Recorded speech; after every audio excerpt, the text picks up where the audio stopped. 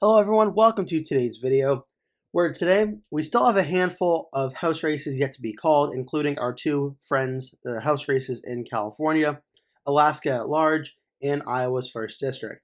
However, one of the districts that was previously uncalled, this was right here, Ohio District 9, has been won by Democratic Incumbent Marcy Kaptur. So in today's video, I just want to break down the countywide results a little bit, compare them to the presidential race, and see how the Democratic incumbent was able to hold on. So, Ohio District 9.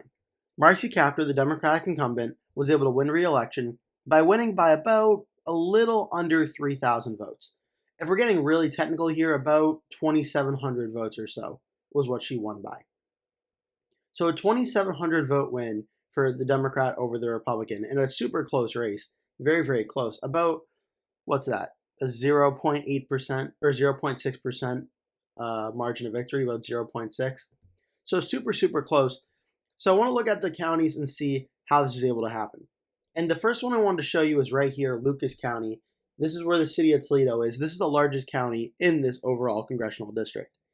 And in this county, Marcy Kaptur, the Democrat, got 109,000 votes at around 58%. The Republican got about 72,000 votes and got about 38%. And the Libertarian got 4% at around almost 8,000 votes. So why is this important? Because this is a Democratic area, and it's expected to be a Democratic area.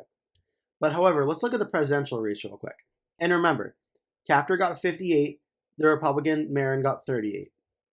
Now let's look at the presidential race. Harris got 56, Trump got 43. Harris got 106,000 votes. Looking at the House race, 106 compared to 109. So Kaptur got about 3,000 votes more in Lucas County than Kamala Harris did.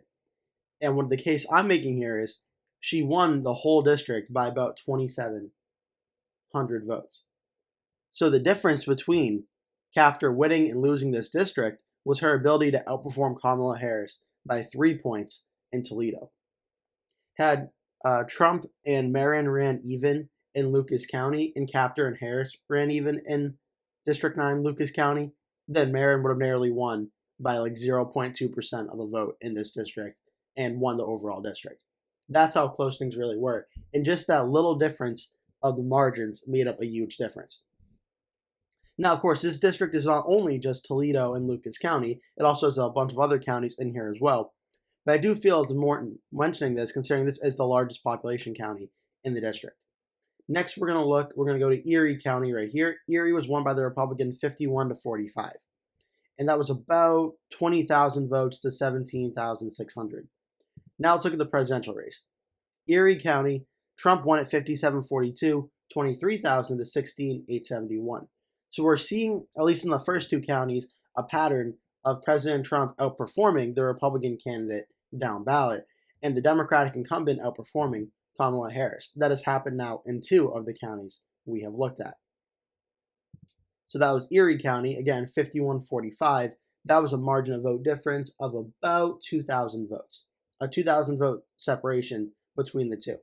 On the presidential race, the separation of votes between Trump and Harris was about 6,000 votes.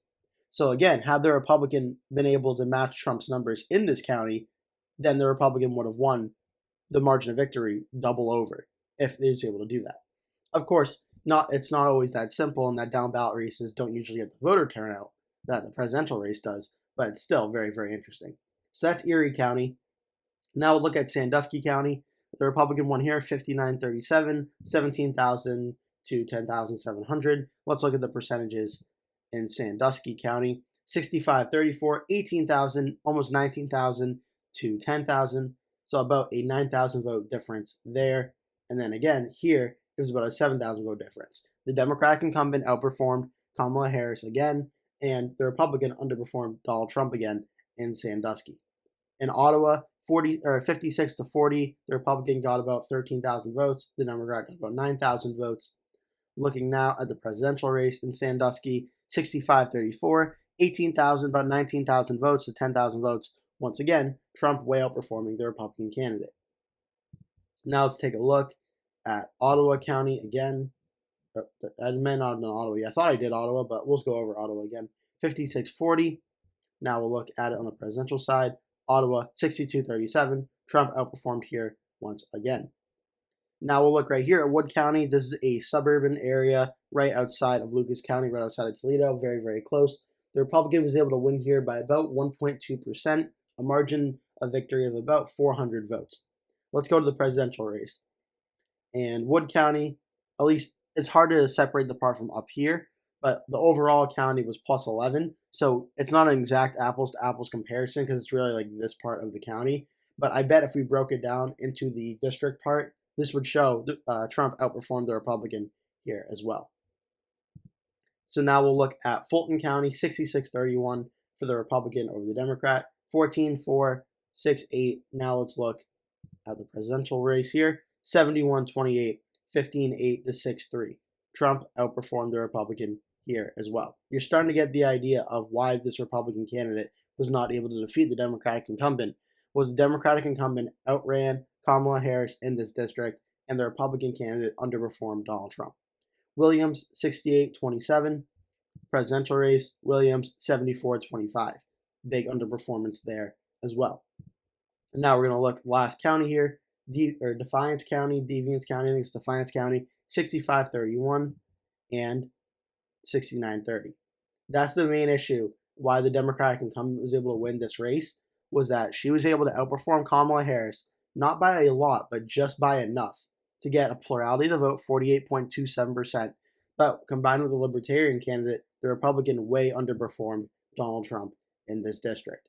And when you add up all the counties together, the Republican probably underperformed Donald Trump in this district by at least 4 to 5 points, which is honestly actually keeping with a lot of the pre-election polling, which showed a lot of down-ballot Republicans in a lot of places, both in the House and the Senate, underperforming Donald Trump. That actually tracks pretty accurately. So the reason the Democrat was able to hold on was her ability to outperform Kamala Harris just by a point or two in a lot of areas, and the Republicans' inability to match Donald Trump's numbers and underperform him by about 4 to 5 points, which ended up leading to a very, very close election where the Democratic incumbent won by about 0.6%. So that's the district in House District 9.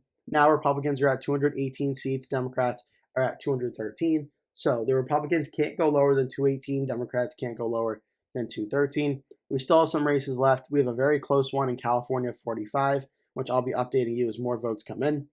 We have a close one in California, 13. And we still have a close one in Iowa District 1. And we're waiting on the ranked choice voting in Alaska at large, which we expect will go for the Republican, but we're going to wait for those votes to come in. That'll do it for today's video. Thank you so much for watching. Please remember to give this video a like, click subscribe, share with your friends and family, and hope to see you in a future video. That will do it for today's video. Thank you so much for watching. If you enjoyed the video, please remember to give it a like. And if you really liked it, please remember to click the subscribe button and make sure you turn post notifications on so you always get notified when I post a new video. That way you never miss one. Also, please remember to share this video with your friends and family if you really, really, really like the video. And remember to stay tuned because I'll be posting at least one video every single day leading up until Election Day. So I'd really appreciate it if you keep coming back and watching those videos. Thank you so much for watching, and I hope to see you in a future video.